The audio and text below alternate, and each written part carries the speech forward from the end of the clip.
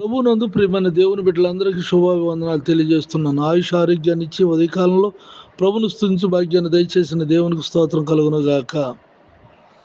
దేవుని మూలముగా పుట్టిన వారందరూ లోకమును జయించుదురు. 1 యోహాను పత్రిక 5వ అధ్యాయము 4వ వచనం.